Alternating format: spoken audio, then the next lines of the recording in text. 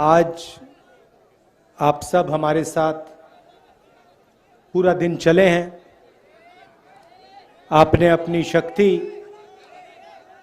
अपना प्यार इस यात्रा को दिया,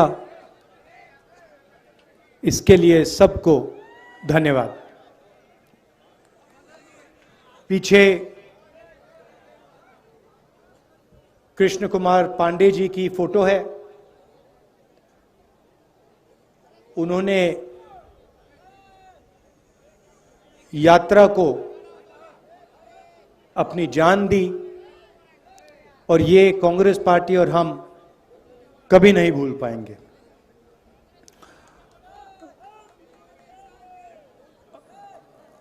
हमने सोचा था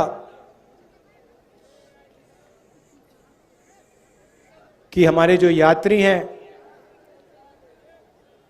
सब के सब अंत तक पहुंचेंगे, मगर दुख की बात है कि हमारे एक प्यारे साथी हमारे साथ श्रीनगर तक नहीं पहुंच पाएंगे। मगर जो उनकी सोच है वो हमारे साथ चलेगी और वो श्रीनगर तक पहुंचेगी। आपको याद होगा कुछ साल पहले इसी दिन नरेंद्र मोदी जी ने नोटबंदी की थी। 8 बजे रात को, मतलब अभी 7 बज रहे हैं, इसके 1 घंटे बाद नरेंद्र मोदी जी टीवी पे आए और उन्होंने कहा कि मैं 500 रुपए और 1000 रुपए के नोट को रद्द करने जा रहा हूं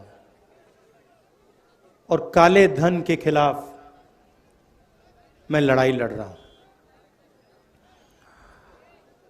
सच्चाई ये थी कि नोटबंदी काले धन को मिटाने के लिए नहीं की गई। नोटबंदी जो हमारे छोटे व्यापारी हैं, स्मॉल और मीडियम बिजनेस चलाने वाले लोग हैं, जो हमारे किसान हैं, उन पर आक्रमण था और उसका नतीजा आज तक हिंदुस्तान के हर गरीब को दिख रहा है। नोटबंदी के बाद उन्होंने गलत जीएसटी लागू की और इन 2 पॉलिसीज ने, जो हिंदुस्तान की रीढ़ की हड्डी है, जो इस देश को रोजगार दिलवाती है, किसान, छोटे बिजनेस वाले, छोटे दुकानदार, इन सब को नष्ट कर दिया, खत्म कर दिया। यहां आने से पहले मैं युवाओं से मिला, 5-10 युवाओं से मिला और मैंने उनसे सवाल पूछा।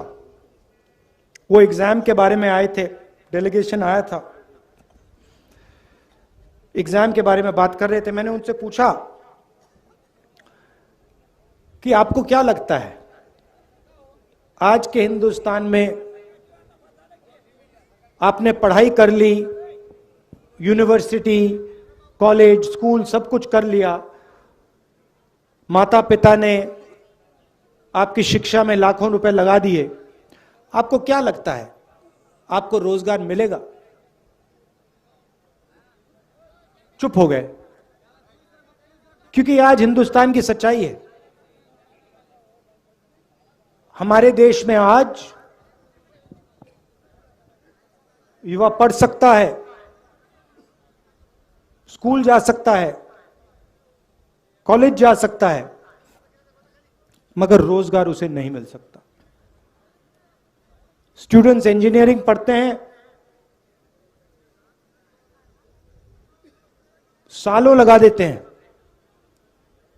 और फिर उसके बाद इंजीनियर नहीं बनते, मजदूरी करते। कोई मजदूरी करता है, कोई उबर की गाड़ी चलाता है, कोई ड्राइवर बनता है। ये हिंदुस्तान की सच्चाई है, महाराष्ट्र की सच्चाई है। और जो आपका शिक्षा का सिस्टम है, स्वास्थ्य का सिस्टम है, वो पूरा का पूरा प्राइवेटाइज किया जा रहा है।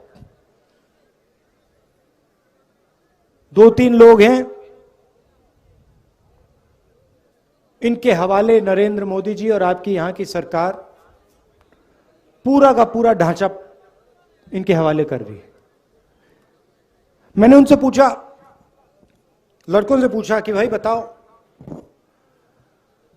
बेरोजगारी के कारण बताओ। मुझे कहते हैं जो पब्लिक सेक्टर था, जिसमें हमारे जैसे लोगों को रोजगार मिलता था, थोड़ी सिक्योरिटी होती थी, उन्होंने कहा पूरा का पूरा पब्लिक सेक्टर प्राइवेटाइज किया जा रहा है, बंद किया जा रहा है। तो वो भी रास्ता बंद है। नोटबंदी ने, जीएसटी ने एक रास्ता बंद किया, प्राइवेटाइजेशन दूसरा रास्ता बंद कर रहा है। तो ये देश की हालत है। और इन पॉलिसियों का लक्ष्य हिंदुस्तान की गरीब जनता को डराने का है, किसान को डराने का, मजदूर को डराने का, युवा को डराने का। और बीजेपी और आरएसएस डर को फिर नफरत में बदल देते हैं। डर के बिना नफरत हो ही नहीं सकती। अगर डर नहीं है तो नफरत नहीं हो सकती। अगर डर है तो उसको नफरत में बहुत आसानी से बदला जा सकता है। यह हिंदुस्तान में हो रहा है और इससे देश का कोई फायदा नहीं होने वाला है। बेरोजगारी से, महंगाई से देश का कोई फायदा नहीं होगा। नफरत से देश का कोई फायदा नहीं होने वाला। और यह इस देश का इतिहास ही नहीं है। यह भाईचारे का देश है, एकता का देश है, इज्जत का देश है। इसीलिए हमने भारत जोड़ो यात्रा शुरू की। 3600 किलोमीटर की यात्रा है। तमिलनाडु में, कन्याकुमारी में शुरू किया। 60 दिन हो गए हैं। मैं आपको बता रहा हूं, ऐसा लग रहा है कि आज सुबह हमने शुरुआत की। अजीब सी बात है।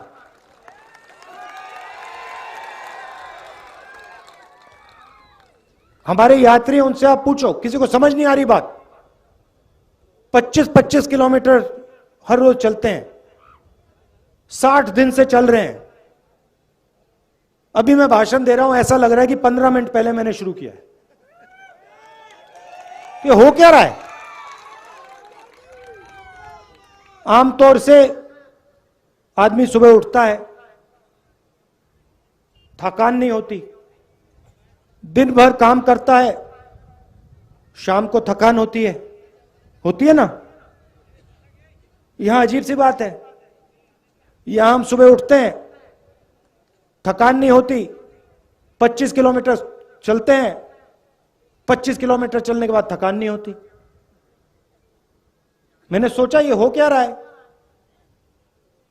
जवाब बताऊं आपको। हम अपनी शक्ति का प्रयोग नहीं कर रहे।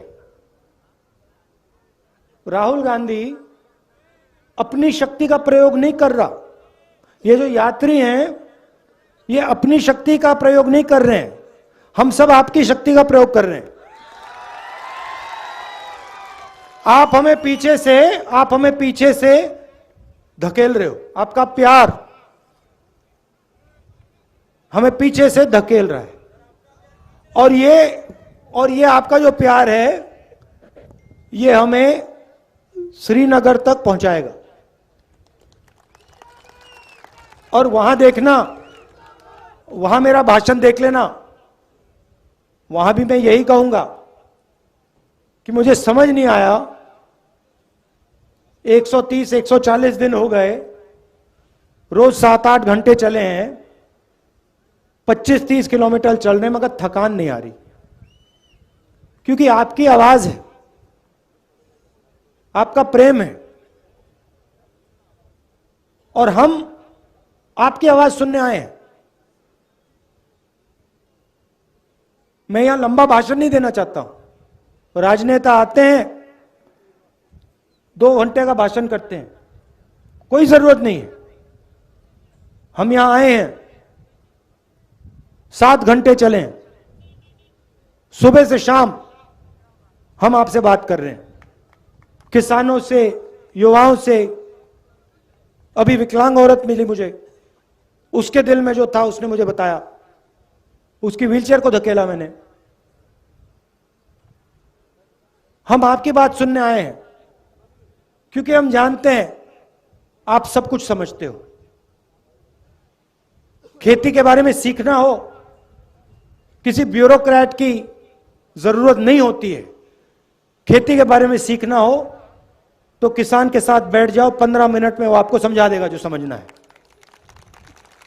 वो क्या कह रहा है? कह रहा है कि हमारा कर्जा माफ नहीं होता। हिंदुस्तान के अरबपतियों का कर्जा 2 मिनट में माफ हो जाता है, हमारा नहीं होता।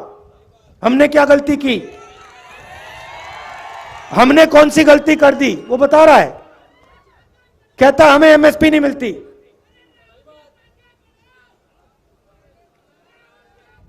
वो कह रहा है, आज मुझे बताया, एक किसान मिला, 20 मिनट मुझे उसने समझाया, जो नरेंद्र मोदी जी की ये जो बीमा योजना है इसके बारे में बताया।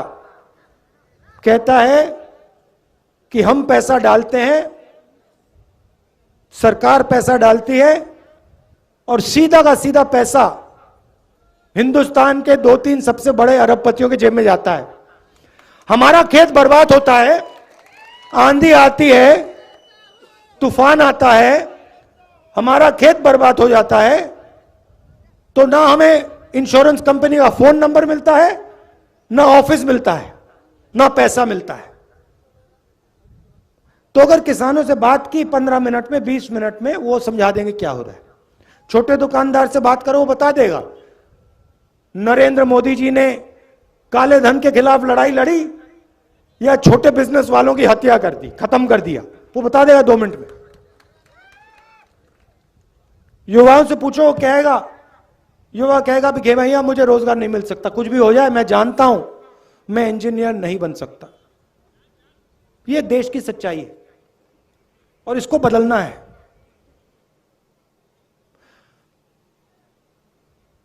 और ये देश में आरएसएस और नरेंद्र मोदी जी ने, बीजेपी ने नफरत की राजनीति शुरू की है।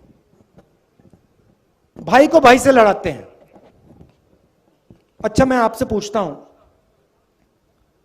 परिवार में जब 2 भाई लड़ते हैं तो परिवार का फायदा होता है क्या? परिवार में बेटा और पिता लड़ता है, परिवार आगे जा सकता है क्या? बर्बाद होता है ना। तो फिर आप मुझे समझाओ, अगर जब भाई भाई के साथ लड़ता है परिवार बर्बाद होता है, तो फिर यहां देश में अगर भाई भाई से लड़ेगा तो देश का क्या होगा? बर्बाद होगा। तो ये लोग अपने आप को देशभक्त कहते हैं। कैसे देशभक्त हैं ये? देश में नफरत फैला रहे हैं, एक भाई को दूसरे भाई से लड़ा रहे हैं, एक भाषा को दूसरी भाषा से लड़ा रहे हैं, एक जात को दूसरी जात से लड़ा रहे हैं, एक धर्म को दूसरे धर्म से लड़ा रहे हैं, और फिर कहते हैं हम देशभक्त हैं। कौन से देश के भक्त हो आप? इस देश के भक्त तो नहीं हो। तो इसीलिए हमने ये यात्रा शुरू की, और इसमें 1 इंच, मतलब हम शुरू करेंगे, कन्याकुमारी से शुरू किया और कश्मीर में, श्रीनगर में ये जो हमारा तिरंगा है उसको हम आगे जाके लहराएंगे। और आपने हमें इतनी शक्ति दी है, इतना प्यार दिया है, मैं आपको बता भी नहीं सकता। मैं यहां 3-4 घंटे बैठ जाऊं तब भी मैं आपको समझा नहीं सकता कि आपने मुझे कितना दिया है, कितना प्यार दिया है, कितनी शक्ति दी है। इसलिए मैं दिल से आपको धन्यवाद करना चाहता हूं, दिल से धन्यवाद करना चाहता हूं। और एक बार फिर आज दुख का दिन है। पांडे जी झंडा झंडा लिए चल रहे थे, झंडा लिए चल रहे थे, आखिरी सेकंड तक झंडा लिए चल रहे थे और फिर शहीद हुए। तो ये मीटिंग उनके याद में है। उनके परिवार को, हम सब का, पूरी कांग्रेस पार्टी का, हर कार्यकर्ता का, हर नेता का प्यार, और उनको मालूम होना चाहिए कि ये पूरी पार्टी, इस पार्टी का हर एक कार्यकर्ता, इस पार्टी का हर एक नेता आपके साथ है। आपको घबराने की कोई जरूरत नहीं। धन्यवाद। जय हिंद। नमस्कार।